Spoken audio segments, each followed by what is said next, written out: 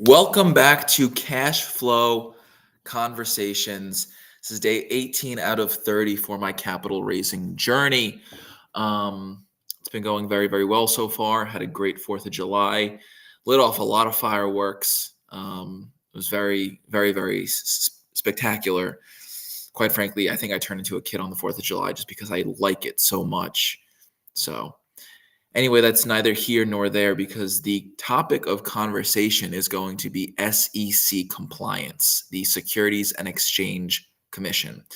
When you raise money for anything, if you're raising money from investors and the investors are expecting to earn a return on their invested capital, number one. Number two, if they are completely passive, you are, by definition, selling a security and you have to have SEC compliance. So you would raise through what's called a syndication. You would effectively look for the property. You would have a buy box in which, you want to buy within a certain criteria, right? I'm only looking at apartment complexes between, call it 50 and 120 units within, the states of Ohio, Indiana, and Kentucky. And they have to have at least 10% vacancy. All of the units have to be dated, something like that. You already have a buy box and you put down you underwrite the property. It fits your buy box. It has a lot of upside. You put it under contract. Now you have to go through either an SEC attorney or a similar service that can create all of your legal docs, like your PPM, for example, your private placement memorandum.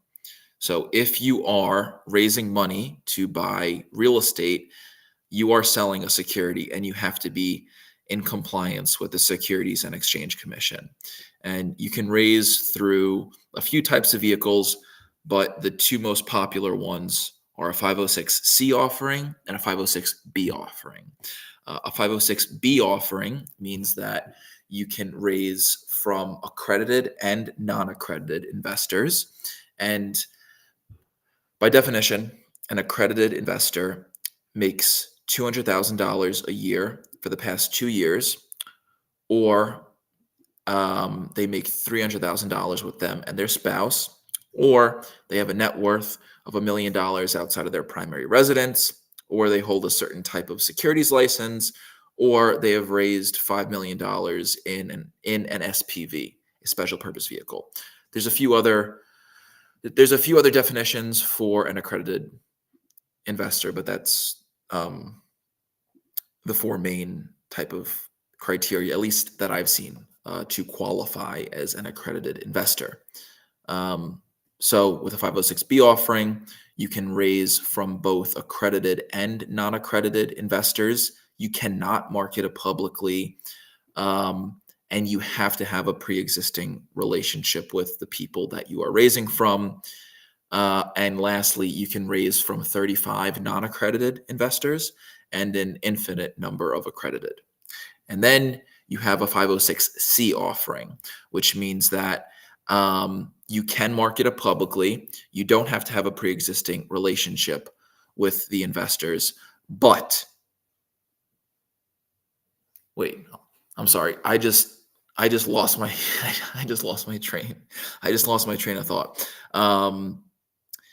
You can market it publicly. You don't have to have a pre-existing relationship, but they have to be an accredited investor. So you cannot raise from non-accredited investors. My thought process behind this, why the SEC set it up like this, is because if you are going to be marketing it publicly, you will get everybody reaching out to you. And, there has to be a certain barrier to entry. Which is why, I think the SEC kind of structured it like that. So those are the main two types, 506C, 506B. Both work well. You just have to see which one is more suited for the people that are in your network. Yeah, and that's pretty much the general overview of raising money. If you are raising capital and your investors are, number one, expecting to get a return on their investment, and they are passive, you are selling a security whereby you have to go through certain SEC compliance. So if you are approached by a person who's raising money for a real estate investment, ask them, is this a 506c offering? Is this a 506b offering? Do you have a PPM, a private placement memorandum? These are all great questions, because if they can't provide you with those answers, then they might not legally be raising, or they might not be raising the money for their project legally, and that can land you in a lot of hot water as the investor. So make sure that you have all of your ducks in a row, especially if you are an investor, and be careful. Thank you so much for listening. Like I said, if you have any questions about the world of real estate, please ask. If you have those questions, chances are numerous other people will have those exact same questions, and I will see you on here